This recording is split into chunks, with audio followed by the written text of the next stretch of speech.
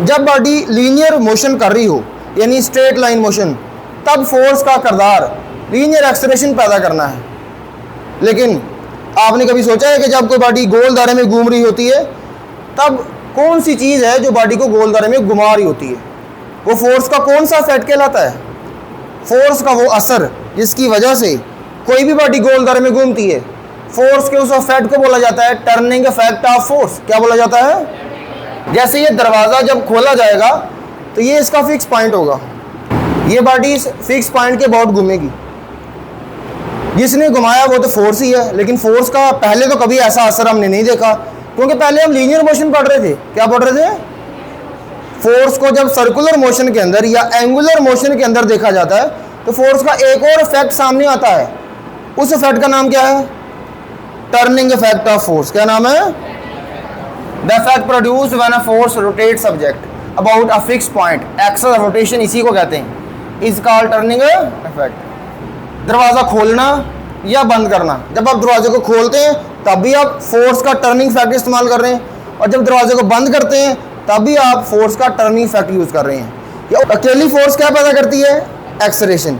लेकिन turning effect of force क्या पैदा करता है? Rotational motion of the body. क्या पैदा करता है?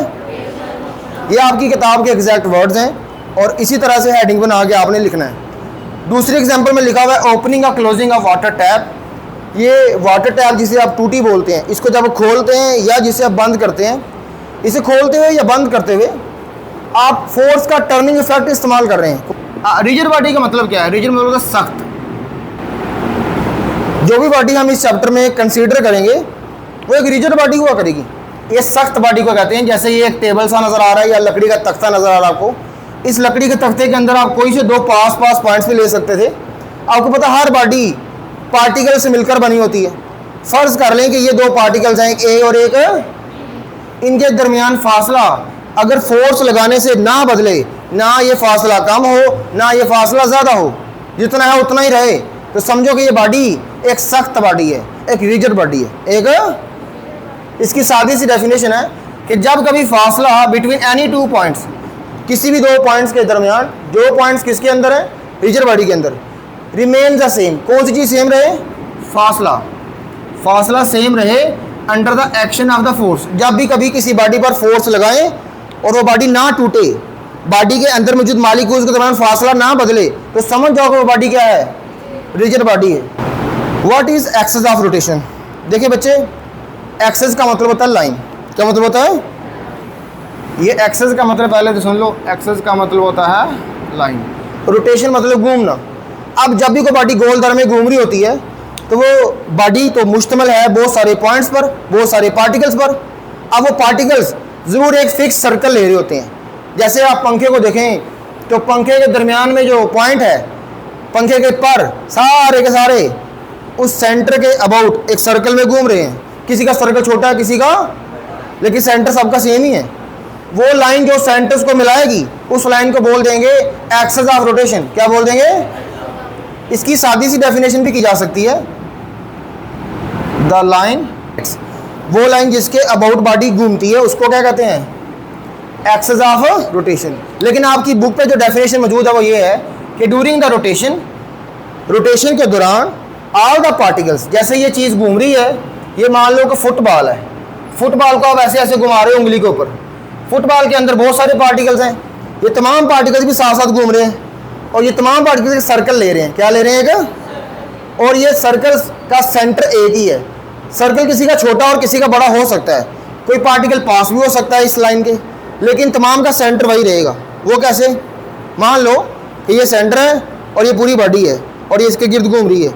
इस बॉडी के अंदर बहुत सारे पॉइंट्स हैं, यहाँ पे भी एक पॉइंट है, यहाँ पे भी एक पॉइंट है और यहाँ पे भी एक पॉइंट है। 3 पॉइंट्स ले लेते हैं। जब ये बॉडी ऐसे गोल दायरे में घूमेगी, ऐसे घूमेगी, मान लो पंखे का पारी है, ठीक है, जब ये गोल दायरे में घूम रही होगी तो बेटा ये तमाम पार्टिकल्स के अलग अलग सर्कल बन रहे हैं। किसी का छोटा, किसी का, सबसे छोटा सर्कल किसका बन रहा है? इस पास वाले का। इसका नाम रख लेते हैं पॉइंट नंबर 1, P1, ये दरमियान वाले का P2 और एंड वाले का। अब ये सबसे बड़ा सर्कल बना रहा है P3, उससे छोटा सर्कल कौन बना रहा है? सबसे छोटा कौन बना रहा है? लेकिन सबका सेंटर कौन है? ये मार्कर। सबका सेंटर किसके ऊपर है? मार्कर के ऊपर। अगर हम ये तमाम सर्कल्स के जो सेंटर हैं, ये वाले तमाम के सेंटर को इसके ऊपर ही हैं, तमाम सेंटर को अगर मिला दें तो ये मार्कर की लाइन बन जाती है, और इसी को बोलते हैं एक्सिस ऑफ रोटेशन। क्या बोलते हैं? जब भी कोई बॉडी गोल दायरे में घूम रही होती है तो उस बॉडी के अंदर मौजूद तमाम पॉइंट्स जब गोल दायरे में सर्कल में घूमते हैं, तमाम के सर्कल के सेंटर्स को मिलाने वाली लाइन को क्या बोलते हैं? ये जो छोटे छोटे सर्कल हैं, कोई छोटा है कोई बड़ा है, तमाम के सेंटर्स को मिलाने वाली लाइन को क्या बोलते हैं? तो ये देखें, ये एक्सिस ऑफ रोटेशन सिर्फ इस लाइन को कह रहे हैं, इसको भी नहीं कह रहे, इसको भी नहीं कह रहे। क्यों? क्योंकि इस लाइन के अबाउट ये तमाम पार्टिकल्स घूम रहे हैं। समझ? लाइन ऑफ एक्शन लफ्ज़ से ही पता चलता है कि ये एक्शन का मतलब फोर्स है, और लाइन का मतलब लाइन के एक फोर्स की लाइन है। ये जिस बॉडी को आप रोटेट कर रहे होंगे उस बॉडी पर आप फोर्स तो लगाएंगे ही, और जिस जगह पर आप फोर्स लगाएंगे उसी जगह पर लाइन खींचो अगर, तो उसको कहते हैं लाइन ऑफ एक्शन। क्या कहते हैं? जैसे आपने अगर इस बॉडी पर फोर्स लगा दी तो ये लाइन जहाँ पर आप फोर्स लगा रहे हैं इसी को बोल देते हैं लाइन ऑफ एक्शन। क्या बोल देते हैं? लेकिन क्योंकि लाइन ऑफ एक्शन की टर्म ज़्यादातर सर्कुलर मोशन में इस्तेमाल होती है, तो इस मार्कर को अगर मैंने घुमाना है और ये मैंने पकड़ रखी है इस हाथ से, और इस हाथ से फोर्स लगाऊंगा, और जब इस हाथ से फोर्स लगाऊंगा और ये बॉडी इस पॉइंट के अबाउट घूमेगी, ऐसे ही है ना? ये वाला पॉइंट, ये इस हाथ वाला, ये तीनों मार्कर, ये देखो, ये इस पॉइंट के अबाउट घूम रही है, तो ये वाला पॉइंट बनेगा इसका पिवट पॉइंट। क्या बनेगा इसका? और ये उंगली जिस पॉइंट पर फोर्स लगा रही है, ये लाइन, ये वाली लाइन कहलाएगी लाइन ऑफ एक्शन। क्या कहलाएगी? Line of action. ये देखो, लाइन ऑफ एक्शन, ये लाइन ऑफ एक्शन, और ये पॉइंट ऑफ पिवट कह लो या पिवट पॉइंट कह लो। जिस पॉइंट के अबाउट बॉडी ने घूमना वो पॉइंट क्या कहलाता है? जिस लाइन पर फोर्स लग रही है वो लाइन क्या कहलाती है? अब डेफिनेशन पढ़ो। द लाइन अलोंग विच, वो लाइन जिसके ऊपर फोर्स लगती है उसको क्या बोलते हैं? आगे मोमेंट आर्म। मोमेंट आर्म लफ्ज़ का क्या मतलब है? मोमेंट से आपने मुराद लेना है घुमाओ या रोटेशनल मोशन। कौन सी मोशन हो? या एंगुलर मोशन। इसका अक्सर मतलब बच्चे मोमेंटम निकाल लेते हैं, ये मोमेंटम नहीं है। मोमेंटम में आपने बेटा मैस और वेलोसिटी को ज़रब देना होता है, वो और चीज़ है, वो अलग क्वांटिटी है। ये मोमेंट है। मोमेंट सिंपली टार्क को ही बोलते हैं, moment simply turning effect of force को ही बोलते हैं। ठीक है? मोमेंट के कितने नाम हैं? दो और नाम है। जब फोर्स बॉडी को टर्न करती है, उस फोर्स के टर्निंग इफेक्ट की वजह से बॉडी जब घूमती है, आपने देखा होगा कि किसी बॉडी को घुमाने के लिए पिवट पॉइंट से कुछ फासले पर ही फोर्स लगानी पड़ती है। अगर ये पिवट पॉइंट मान लिया जाए और अगर फोर्स भी इसके ऊपर ही लगा दी जाए तो बॉडी रोटेट नहीं कर सकती। ये चेक करो, इस पर फोर्स लगाने से बॉडी रोटेट नहीं कर रही है। अगर मैं यहाँ पर ही फोर्स लगाता रहूँगा जहाँ से मैंने पकड़ा है तो बॉडी कभी भी रोटेट नहीं करेगी। इसी तरह अगर ये पूरी बॉडी इस पॉइंट के अबाउट रोटेट करती है तो मैं अगर फोर्स भी इसके लॉन्ग ही लगा दूंगा, इधर ही ऐसे लगा रखूँगा फोर्स, ऐसे, ये बॉडी जब ऐसे थी तो ये बॉडी का रोटेट कर जाएगी। इस तरह से फोर्स लगाने से बॉडी रोटेट कर जाएगी। तो बेटा आप लोगों ने याद रखना है कि किसी बॉडी को रोटेट करने के लिए दो शर्तें पूरी करनी होती हैं। पहली शर्त कि आपको पिवट पॉइंट से थोड़ा हट के फोर्स लगानी पड़ती है, और दूसरी शर्त कि जो फोर्स आप लगा रहे हैं उसकी डायरेक्शन परपेंडिकुलर होनी चाहिए। क्या होनी चाहिए? अगर मैं यहाँ फोर्स लगाता हूँ तो बॉडी रोटेट करेगी, अगर मैं यहाँ फोर्स लगाता हूँ बॉडी रोटेट करेगी, यहाँ फोर्स लगाता हूँ बॉडी रोटेट करेगी। लेकिन अगर मैं यहाँ पर ही फोर्स लगाता हूँ तो बॉडी रोटेट, इस केस में बॉडी रोटेट क्यों नहीं कर पा रही? क्योंकि मैं पिवट पॉइंट के ऊपर ही फोर्स लगा रहा हूँ, तो मुझे पिवट पॉइंट से थोड़ा फासला रखना है। क्या रखना है? थोड़ा। इस पिवट पॉइंट के ऊपर जो लाइन लगाई जाती है इसको कहते हैं एक्सिस ऑफ रोटेशन। क्या कहते हैं? एक्सिस ऑफ रोटेशन से अगर कुछ फासला रखूंगा तो बॉडी को रोटेट कर पाऊंगा, यानी फोर्स का टर्निंग इफेक्ट देख पाऊंगा। अदरवाइज ये मोमेंट, ये टार्क, ये टर्निंग इफेक्ट ये पैदा ही नहीं होगा। ठीक है बच्चे? इसका मतलब कि जब भी कभी आपने मोमेंट पैदा करना है या टर्निंग इफेक्ट पैदा करना है तो पहले आपके पास मोमेंट का या टर्निंग इफेक्ट का बाजू होना चाहिए। क्या होना चाहिए? इसमें बाजू से मुराद क्या है? यहाँ से लेकर यहाँ तक का फासला। आर्म का मतलब यही समझ लो, फासला, और मोमेंट का मतलब टर्निंग इफेक्ट के लिए। किसके लिए? तो टर्निंग इफेक्ट के लिए क्या होना चाहिए? किसका फासला? एक्सिस ऑफ रोटेशन का। कहाँ से? लाइन ऑफ एक्शन से। कहाँ से? अगर ये एक्सिस ऑफ रोटेशन है और मैं इसके ऊपर इसी के अलोंग जिधर कोई एक्सिस है उधर कोई फोर्स लगा दूं या इधर को लगा दूं तो ये तब भी रोटेट नहीं करेगी। इसके ऊपर ही लगा दूं तब भी रोटेट इसका मतलब एक तो मुझे फासला रख के फोर्स लगानी है और दूसरा मुझे परपेंडिकुलर फोर्स लगानी है। कैसे फोर्स लगानी है? अगर मैं परपेंडिकुलर फोर्स लगाता हूं तब बॉडी रोटेट कर पाता हूं। इसीलिए कहा जाता है कि जब भी मोमेंट पैदा करना हो या टर्निंग इफेक्ट पैदा करना हो या टॉर्क पैदा करना हो तो हमें एक तो फासला रखना है और दूसरा डिस्टेंस परपेंडिकुलर होना चाहिए। ये जो आपने फोर्स लगाई है क्या होनी चाहिए? परपेंडिकुलर। एक तो शर्तों को पूरा करने के बाद उस फासले को जो परपेंडिकुलर बन रहा है लाइन ऑफ एक्शन से, उसी को बोला जाता है मोमेंट आर्म। क्या बोला जाता है? ये ध्यान सुनो, ये वाला फासला जो लाइन ऑफ एक्शन से और एक्स रोटेशन के दरमियान होता है, लेकिन होता परपेंडिकुलर है। होता क्या है? इसको क्या बोलते हैं? Moment arm. ये परपेंडिकुलर फासला है लाइन ऑफ एक्शन का। कहाँ से? From the axis of rotation. इसी को क्या कहते हैं? इसको सिंपली मोमेंट आर्म बोला जाता है या moment arm of the force. ठीक हो गया? मोमेंट आर्म का यूनिट क्या होगा बताओ जल्दी? क्योंकि ये मोमेंट आर्म है, ये फासला है, क्योंकि सिर्फ ये डिस्टेंस है, भले परपेंडिकुलर हो लेकिन है तो एक डिस्टेंस ही।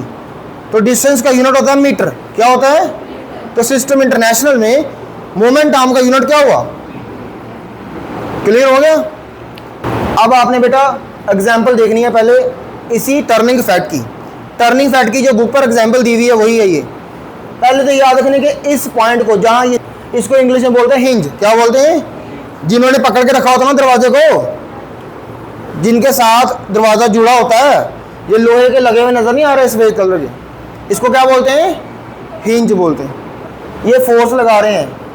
अगर आप यहाँ पे फोर्स लगाते हैं तो आपको स्मॉल फोर्स लगानी पड़ेगी, लेकिन अगर आप यहाँ फोर्स लगाते हैं, यहाँ पर फोर्स लगाते हैं, यहाँ फोर्स लगा के दरवाजे को खोलना चाहते हैं, तो फिर फोर्स आपकी क्या हो जाएगी?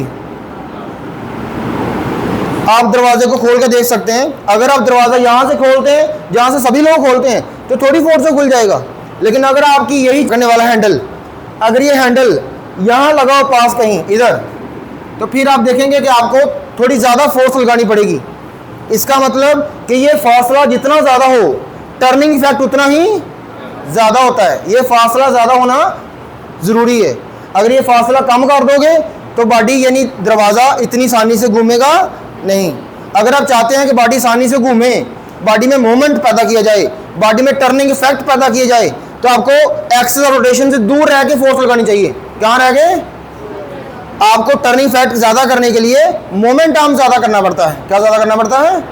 और आप यहाँ रह के फोर्स लगाएंगे तो मार्केट आसानी से घूमेगी, यहाँ ला के लगाएंगे थोड़ी आस्था घूमेगी, और यहाँ रखेंगे तो बिल्कुल आस्था घूमेगी, यहाँ रख के लगाएंगे तो बिल्कुल नहीं घूमेगी। ठीक है? जितना दूर जाके घुमाएंगे उतना ज़्यादा घूमेगी। समझ आई? It is harder to open a door by pushing it at a point closer to the hinge.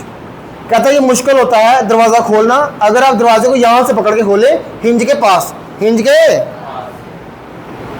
That is why door and window handles are installed further from the hinges. ये सवाल है।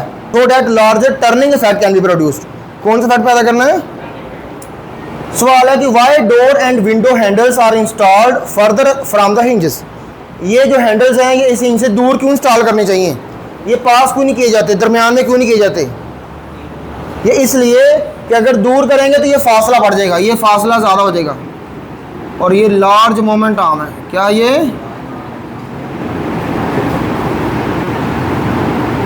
मोमेंट आर्म जितना ज़्यादा होगा turning effect भी उतना ही।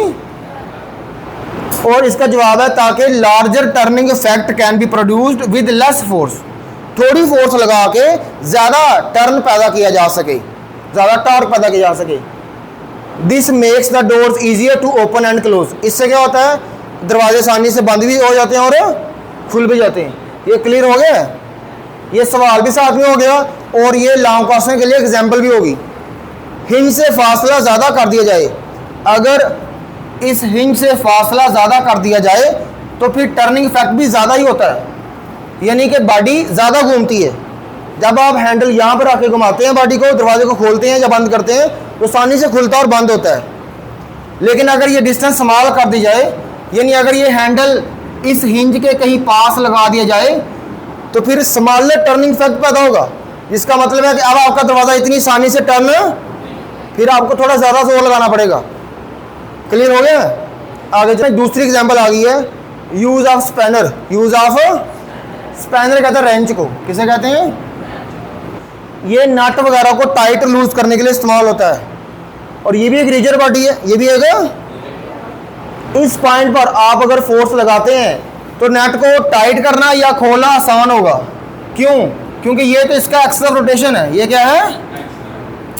और अगर यहाँ पे फोर्स लगा रहे हैं तो इतना ज़्यादा मोमेंट आर्म बनेगा, लेकिन अगर आप फोर्स यहाँ लगा रहे हैं तो सिर्फ इतना सा मोमेंट आर्म बनेगा। थोड़ा मोमेंट आर्म होगा तो टर्निंग फैक्ट भी क्या होगा? थोड़ा।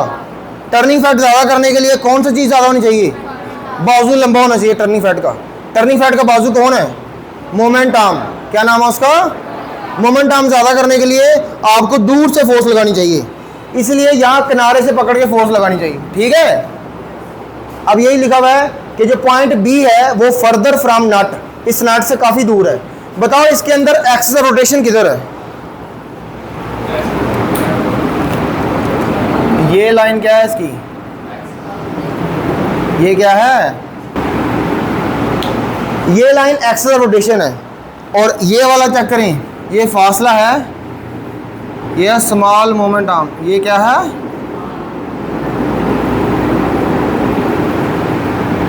और ये क्या है?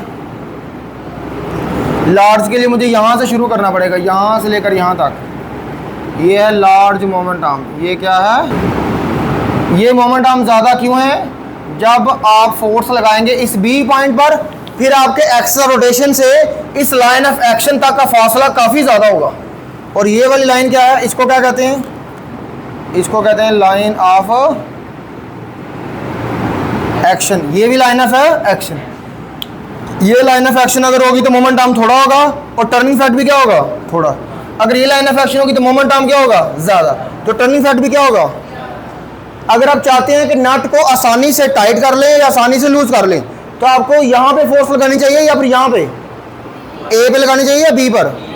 शाबाश। इसका मतलब मोमेंट आर्म ज़्यादा करना चाहिए। मोमेंट आर्म क्या करना चाहिए? Greater force is required to turn a nut with a spanner, it is held closer to the nut. कहता है अगर ये नट के बिल्कुल पास लगाई जाए फोर्स, कहाँ लगाई जाए? तो फिर फोर्स आपको ज़्यादा लगानी पड़ती है। अगर तो आप बिल्कुल नट के पास फोर्स लगाएंगे तो आपको ज़्यादा फोर्स क्यों लगानी पड़ेगी बताओ? क्योंकि वो टर्निंग इफेक्ट के लिए दो चीज़ें चाहिए होती हैं। टर्निंग इफेक्ट के लिए, टर्निंग इफेक्ट या किसी बॉडी को घुमाने के लिए दो चीज़ों की ज़रूरत होती है। एक होता है मोमेंट आर्म, एक होता है अप्लाइड फोर्स। एक होता है, अगर आप जोर ज़्यादा लगाएंगे, जोर मोमेंट आर्म भले कम है तो आपका काम चल जाएगा। अगर आप चाहते हैं कि आप थोड़ा जोर लगाएं और आपका काम चल जाए तो फिर आपको मोमेंट आर्म क्या करना पड़ेगा? ज़्यादा। कोई एक चीज़ से हेल्प लेनी चाहिए आपको। अगर दोनों ही आपकी ज़्यादा हैं, फोर्स भी ज़्यादा है, मोमेंट आर्म भी ज़्यादा, फिर तो बिल्कुल आसानी से चीज़ खुल जाएगी। ठीक है, अगर यहाँ पे भी फोर्स लगा रहे हैं लेकिन नट बहुत टाइट है और एक छोटा बच्चा नट नहीं खोल रहा, नहीं खोल सकता, फर्ज करो वो गाड़ी का नट है और मैकेनिक की दुकान है, नट खोलने पर छोटे बच्चे से कहा नट खोलो, उससे नहीं खुला, वो हालांकि यहाँ पे जोर लगा रहा बी पर। अब उनको क्या करना चाहिए?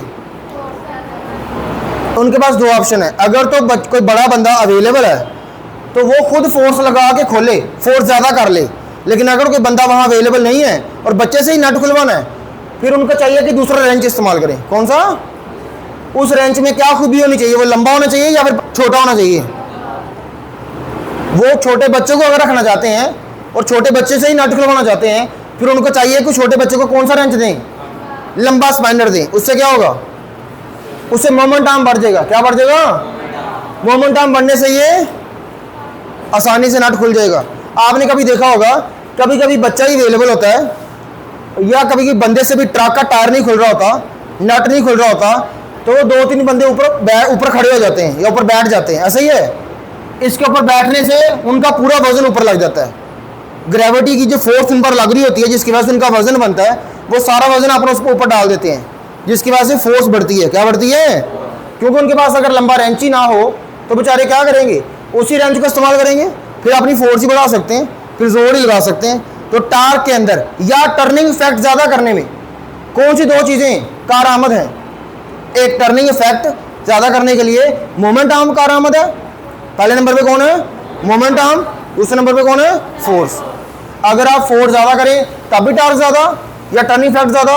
अगर आप मोमेंट आर्म ज़्यादा करें तब भी ये आर्टिकल यहाँ तक क्लियर है।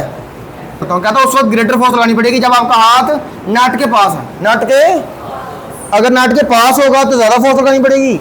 सच as at point A, such as then at point B, मतलब इसका बी के मुकाबले में ए पॉइंट पर अगर आप फोर्स लगाते हैं तो फिर आपको ग्रेटर लगानी पड़ेगी। फिर आपको ये, अब आपको मैंने यही समझाया है कि टर्निंग इफेक्ट पैदा करने के लिए या किसी चीज़ को घुमाने के लिए दो चीज़ों की ज़रूरत है। एक आपने फोर्स लगानी है और दूसरा फोर्स जब लगानी है तो एक्सिस ऑफ रोटेशन से थोड़ा दूर जाकर लगानी है, यानी मोमेंट आर्म बनाना है। क्या बनाना है? ये फार्मूला बनने लगा। टार्क इसी को कहते हैं, मोमेंट ऑफ फोर्स को, टर्निंग इफेक्ट को क्या कहते हैं? टार्क। इसको टाउ से लिखते हैं। किससे लिखते हैं? ये टाउ है, तायाबू नहीं है। ये इंग्लिश ज़बान का लफ्ज़ नहीं है, ये किसी और ज़बान का लफ्ज़ है और वहाँ से सिंबल लिया हुआ है टार के लिए, टाउ। ठीक है, क्योंकि टार के लिए आप सोच रहे हैं टी ले लेते तो टी इन्होंने टेम्परेचर के लिए ले लिया हुआ है, कैपिटल टी टेम्परेचर के लिए और स्मॉल टी टाइम के लिए। आ जाओ, तो ये फिर इन्होंने जब टी दोनों यूज़ कर लिया, स्मॉल भी और कैपिटल भी, फिर अब टाउ लेना पड़ा। क्या लेना पड़ा? किसी और ज़बान से उठा लिया। और ये टार्क बराबर होता है फोर्स मल्टीप्लाई ये डिस्प्लेसमेंट, असल में मोमेंट आर्म ही है। ये क्या है? ये वही फोर्स है। तो दोनों चीज़ें मिलकर क्या बनाती हैं? टार्क या टाउ। यहाँ पे टाउ से मुराद मोमेंट ऑफ फोर्स या टर्निंग इफेक्ट है, ये इसी का नाम टार्क भी है। और एफ का मतलब अप्लाइड फोर्स है और डी का मतलब जो कि दरअसल क्या है, ये दरअसल एक परपेंडिकुलर फासला होता है। हालांकि यही तमाम चीज़ें मिक्स करके दोबारा अगले आर्टिकल में इन्होंने टार के नाम से दे दी हैं, लेकिन मजबूरी है, बुक ने जिस तरह से आर्टिकल बनाया हुआ है मुझे वैसी स्लाइड्स बनानी पड़ी, वरना ये चीज़ समझाने के लिए बहुत आसान और मज़ेदार स्लाइड्स बनाई जा सकती थी। लेकिन सिर्फ एक ही मजबूरी हमें मारती है, आपकी किताब। आपकी किताब हमें बाउंड कर देती है कि इसी तरह पढ़ाओ।